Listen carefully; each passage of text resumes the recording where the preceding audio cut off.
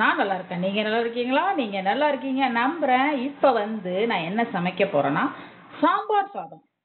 Okay. அதுக்கு தேவையான இங்க பாருங்க பச்சை மிளகாய், கருவேப்பிலை, வெங்காயம், கார்லிக், பீன்ஸு, ப்ளஸ் பொட்டேட்டோ, கத்திரிக்காய், ஆனியன், ஆனியன் அது தக்காளி, ஆ, கொத்தமல்லி. அதுக்கடுத்து பருப்பு. இங்க பாருங்க.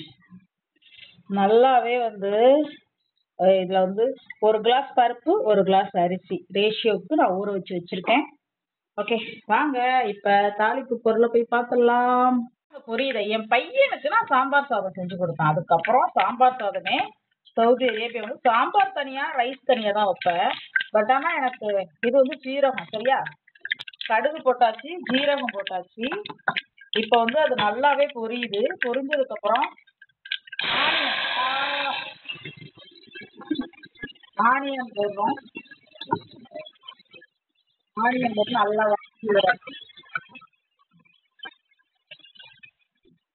நல்லா அது பொன்னிறமா வதங்கட்டும். அப்புறம் இதை பூண்டை போட்டுடலாம். எல்லாம் கீழே விழுவுது. ஆனியன் போட்டதுக்கு அப்புறம் தக்காளி போடுறோம்.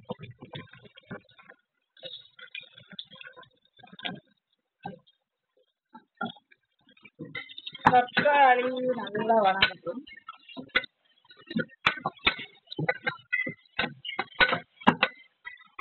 தக்காளி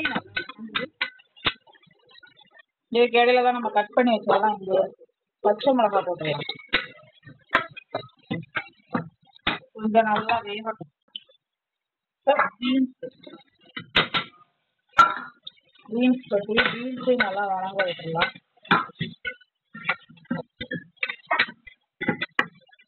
பொட்டேட்டோ,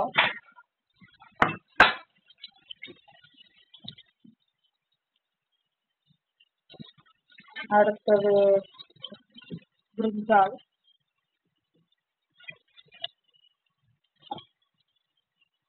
இது கஷ்டமா என்னன்னு தெரியல.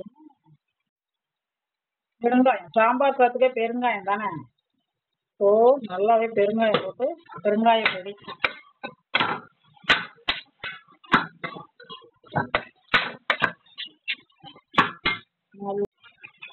இது சாம்பார் பொடி எவ்வளோ தேவையோ அவ்வளோ போட்டுக்கலாம்.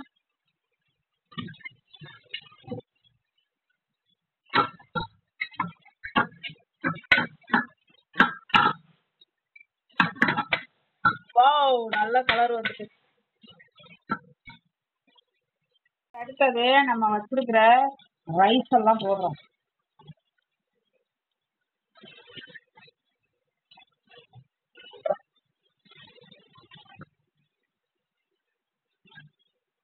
ரைஸ் இதுல ஒரு கப்பு ரைஸ்,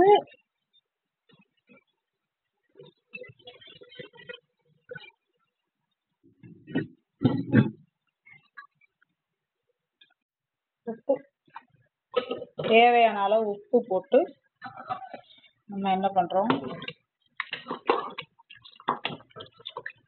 நல்ல ஃப்ளேவர் வந்துட்டுங்க. அதுக்கு அப்படியே நம்ம மல்லித்தூளை போடுறோம். ஓகே, மல்லித்தூள் இல்லை மல்லித்தலை நல்லா போட்டுட்டு இப்படி இருக்கு. நம்ம இப்ப விசில் வச்சு இறக்கிடலாம்.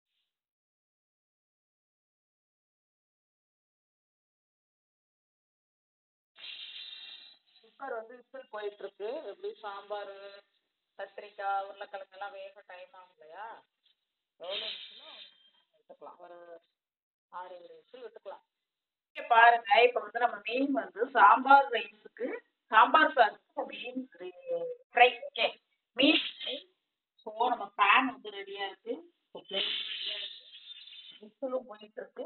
என்னையோட சமையல் சவுதி அரேபியால மோஸ்டா நான் இருக்கிறேன். ஸோ எங்க வீட்டுல சாதம் இதுதான்.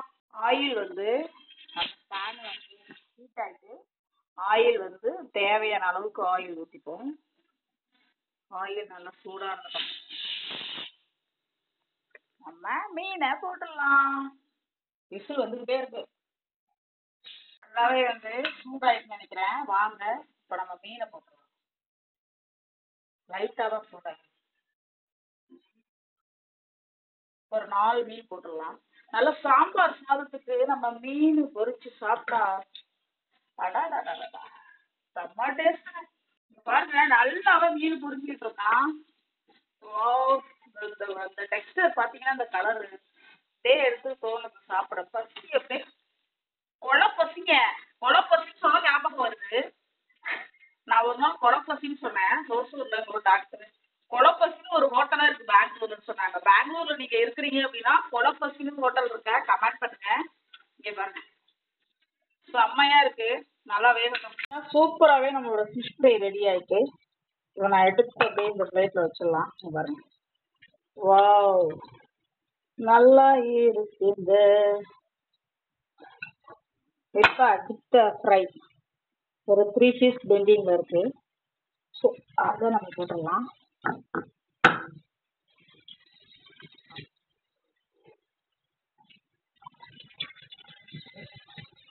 கலர் பாருங்க வாவ்